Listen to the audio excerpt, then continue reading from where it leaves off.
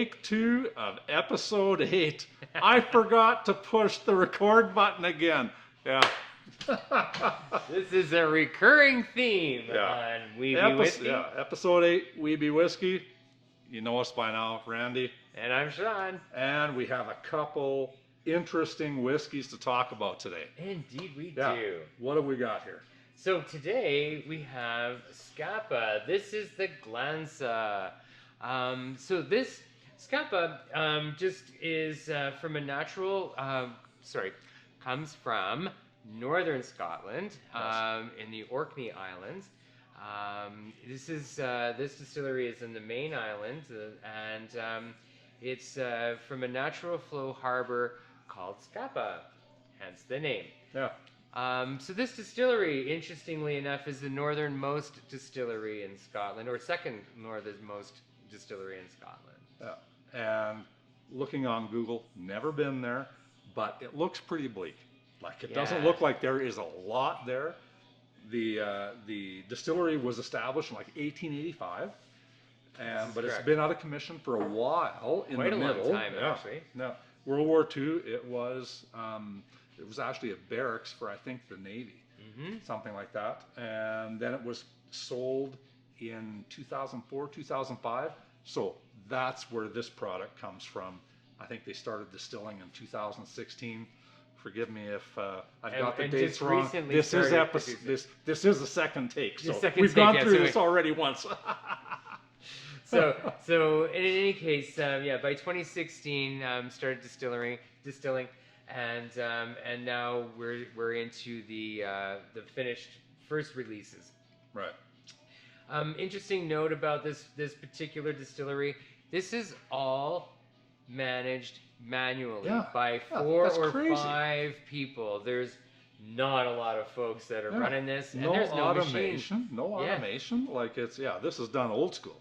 This is old school, as old as it gets. Yeah, absolutely. But you know what? For old school, it's they're turning out whiskey. As they say, there is no school like old school. So here we are. Yeah. Now, I smell the little bit of bonfire smoke on it, right? It's. I get that. Yeah. I do get the honey. Now, when I smell honey here, I'm smelling a much stronger honey than what they say is the heather honey, which I think is very understated for this.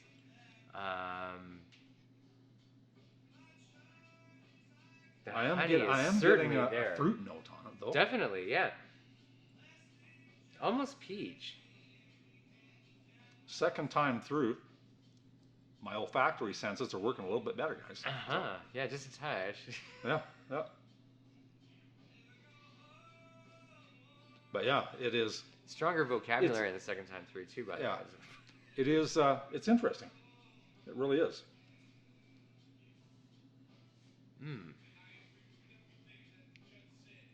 It takes a minute to cut through that to get to that sort of that peaty smokiness, but it's there. Well, you know, the tasting notes on it say that it's pineapple. Like pineapple. I'm not getting that pineapple for some reason. Oh, definitely lots of smoke there. No. I'm not getting it on the nose. The pineapple side of things. Yeah, I am completely missing the pineapple, I'm afraid.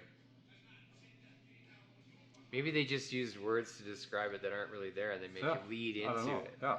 Maybe. There's pineapple there for sure. I mean, yes, fruit. I can't distinguish the types of fruit in it. I definitely get this little bit of a peach. Do you get a little bit of a peach? Yeah.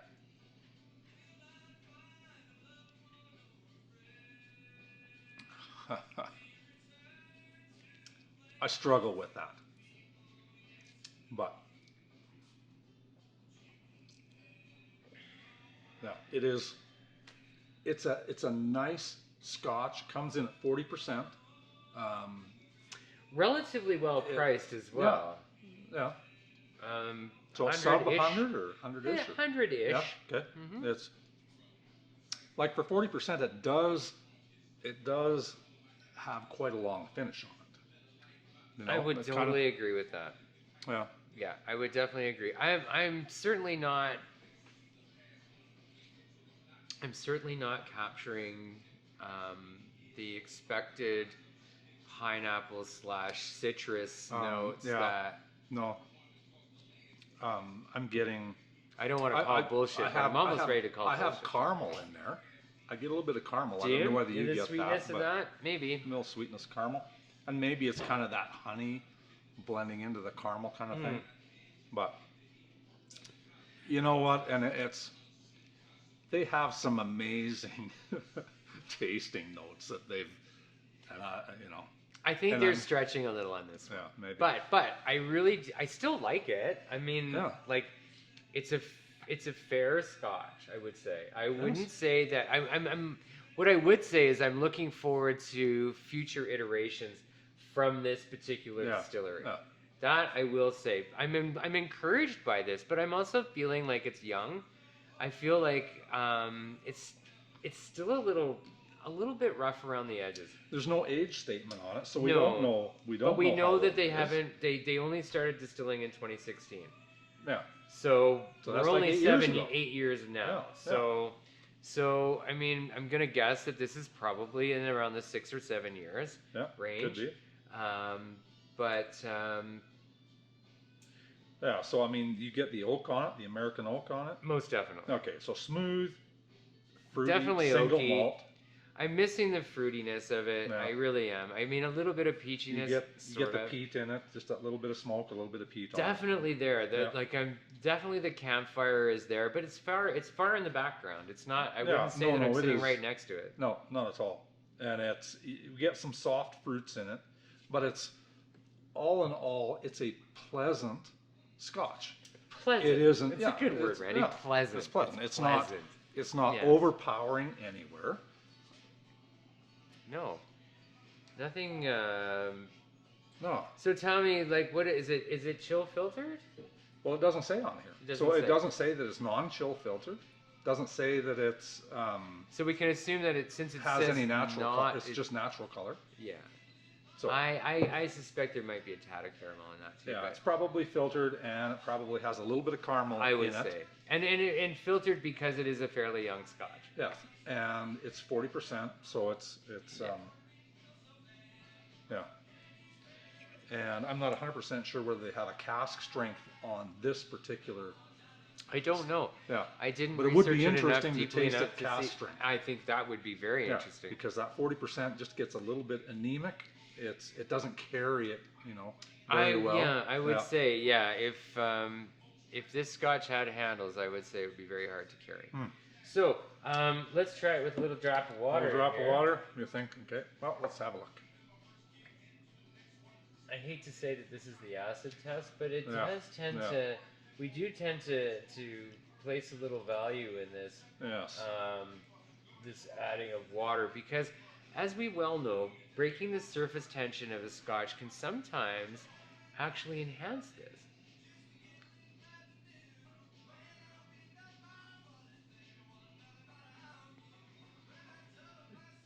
I don't think it enhanced the nose on it. I don't think so either. No, it didn't. And actually, because this is our second try at it, we know it didn't enhance the nose on it. So oh, the mystery of television. Yeah. Oh boy. Wow, did that ever fall off the cliff really fast? No. Yeah. Yeah, it did. Wow. So guys, if you're buying this, drink it neat. Stay away from the water. Don't even put ice in this. Yeah. Put the bottle in the freezer if you like it cold, but I wouldn't add a drop of water to that. No. That just became almost. It went boring. from an 85 to like an 82. I think it's at an 82. Yeah. Yeah. No. Whoa. Yeah, I agree. Man, slip sliding away. And once again, our scoring range, 90% and over has to be exceptional. 80% and under, dog shit. You probably don't want to buy it. Dog shit. Maybe. And since this is a no child YouTube channel, that isn't getting edited out. Hell no. Now, to be fair, as I said, I mean the nose is lovely on this, and I will honestly say that I'm looking forward to a future iteration of this. No. However, I'm not inclined to give this top marks. No. I wouldn't be embarrassed to serve it to anybody. It is a nice tasting Scotch. I wouldn't be embarrassed to serve it to anybody as the second in or even a third in a tasting. So you start off with something a little better, something with a little more hit to it. A lot more character. Yeah, a lot more character. I think a lot more character. I would say that this lacks a certain amount of character. I like it, but I could easily shake its hand and walk away and forget about it altogether. Yeah. And that's basically where I'm at with this. So okay, so on that note, we're going to take a little bit of break, go to an ad for our sponsor, the Daily Mail. We'll be right back with our second whiskey.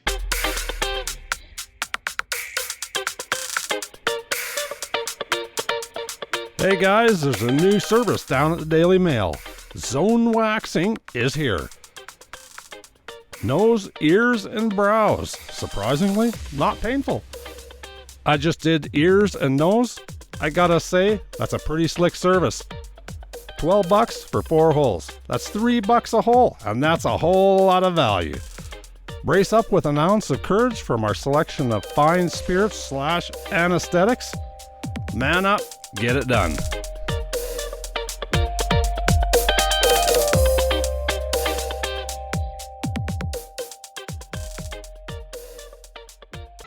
Welcome back to the second half of episode 8. Okay. We have a rowdy crowd here studio now audience, and one of us is not drunk. All right. And sounds like you've had a great day, Shaun. It's been a fabulous day. Shut the fuck up, Lawrence. and in this segment, we're talking about Angel's Envy. It's a Kentucky straight bourbon whiskey coming in at 43.3%. Originally made by Lincoln Henderson out of Louisville, Kentucky. Yeah. In fact, this distillery is located on the main street of Louisville. And it's a brand new distillery. It's a brand new distillery. There is a little bit of an arm's length association with Bacardi's here, but that really only gives them access to a broader range of casks to make this fine bourbon. And this one is in one of those casks. It is indeed. So this is 6 months at minimum in a port cask. Yeah, and you say at minimum, which is interesting that they put it in the port casks and then they sample it, and they have a kind of a window that they work on, right? Exactly. So when it gets, I mean, it's all dependent upon the cask, the individual cask. Precisely. So then they taste it. And when it gets to the right point, then they do their blending. Then they're ready to let her go. Yeah. They would say that it's quite common in this industry to say that distillers have a problem with drinking, but really they don't have a problem. But they do sample quite regularly, and from multiple casks. I would venture to say that Lincoln Henderson, before his passing, probably sampled more whiskey or bourbon casks than any other human being alive. No, probably, because he was at it for a very long time, right? For all of his life. Yeah. And Angel's Envy, interesting story on the name of it. Yes. So interestingly, so the Angel's Share is a common term in the distillation and the distillery business. And the Angel's Share is that which evaporates. Yeah. So in so we have these casks. Exactly. And they're not completely airtight, so there's some evaporation. So there is a little bit of evaporation. So in a cooler, drier climate, such as the Scapa that we talked about in the previous segment, the Angel's Share is only about 2%. But when you get farther south and you get into some different kinds of casks, different barrels, the Angel's Share can go up as high as 5%. Yeah, and this bourbon is so good. the angel's envy comes. They wanted more. They were getting more. greedy, so There wasn't enough to go around. Not enough of it, so they wanted more than their 5%. Yeah, exactly. And as you can see, the bottle has been sampled quite vigorously. It's been passed around like the town bike. Everybody's had a go. Everybody's enjoying it, and part of our audience out here is just having a sample. What do you think of it? Have you tried it yet? Have you had a chance to give it a go? I've had a couple of sips. It's incredibly smooth. Yes, it is. As a Scotch drinker, it's right up there with some of the smoothest Scotch I've ever sipped on. Excellent. I'm definitely intrigued. That it. And so this is the port finish cask. Yes. They also have a cask strength, a sherry finish, a rum barrel finish, and a tawny finish, a Madeira finish as well. Also like Madeira. they are pumping out a lot of interesting bourbons. And I think I should jump in and say here that this is one of Lincoln's biggest passions, and this is why he started his own distillery with his family, is to allow him the opportunity to explore other ways of distilling an amazing product. And so this is what they've done, and this is where you find these unique casks. This bourbon living in a sherry cask. Unusual. Common in the Scotch world. Not so common in the bourbon world. No. And the Madeira. Like, is there anybody else doing Madeira finishes in the bourbon? The closest I've ever come is a Scotch in Iran that was in Amarone casks, which would be a similar kind of wine, a very dry, very bold, dark red wine. So on the nose, I get raisin, sultana. Definitely raisins. I love the maple in this. I'm sorry, I've sniffed this a fair bit this week, and I have to say, man, I love the maple in there. As a sidebar, has anybody ever had chocolate dipped bacon? I just chocolate dipped bacon. Because the maple just sort of makes me think of that. I don't know why. It just came to mind.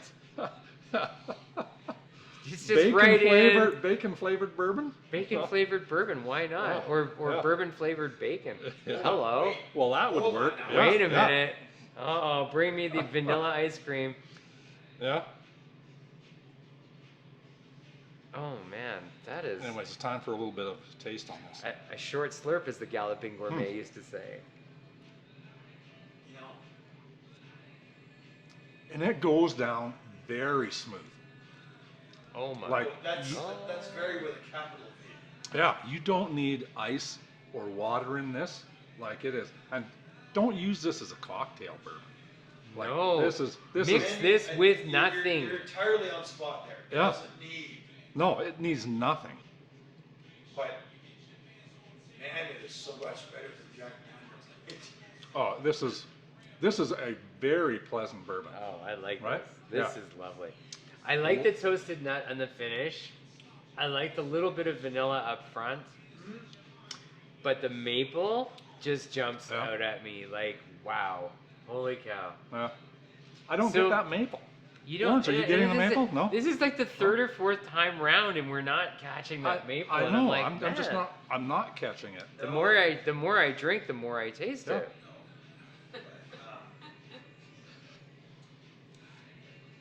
Which brought me back to like chocolate covered bacon, by the way. I just so you get the bacon going on. Too much bacon, apparently.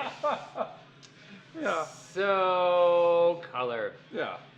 The vanilla, so let's look at the raisins. I want to. Chocolate dipped bacon sounds really good. I want to focus on the color here for a second because I really want to show you that this color comes from the port cask. Yes. This is not caramel.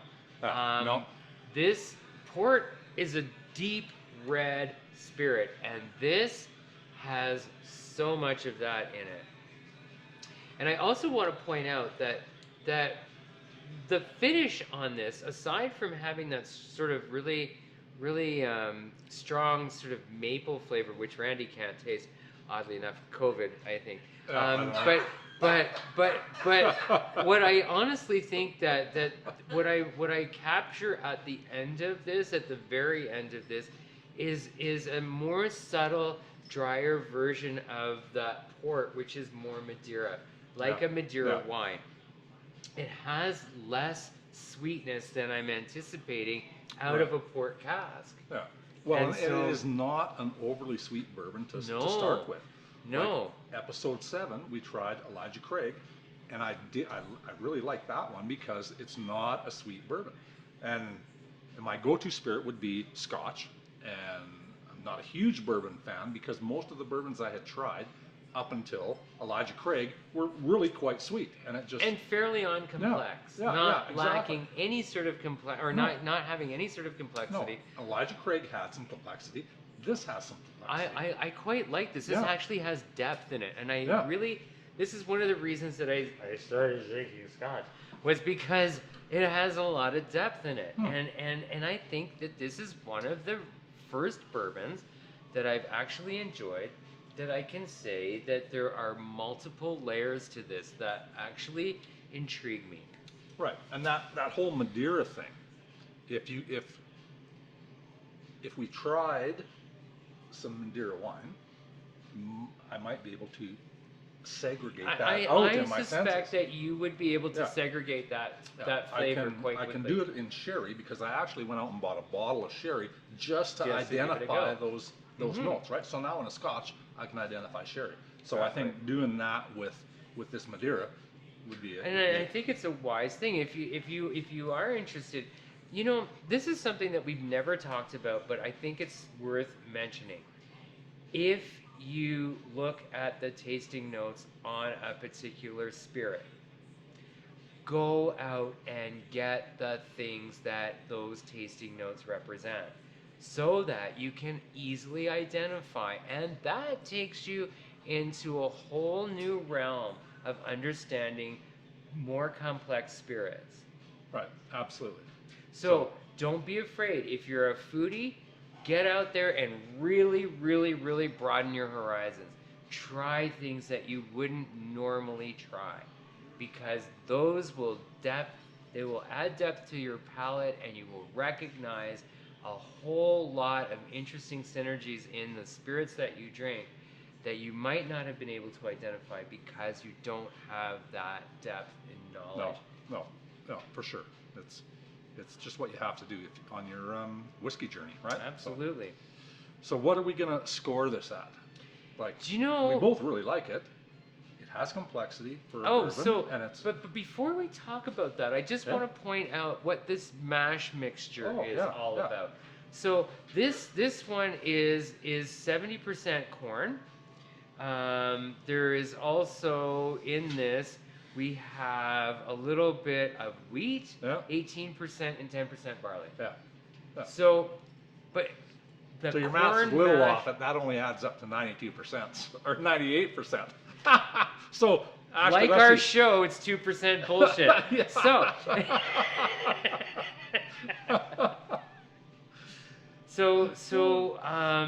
let's also not steer away from the price point.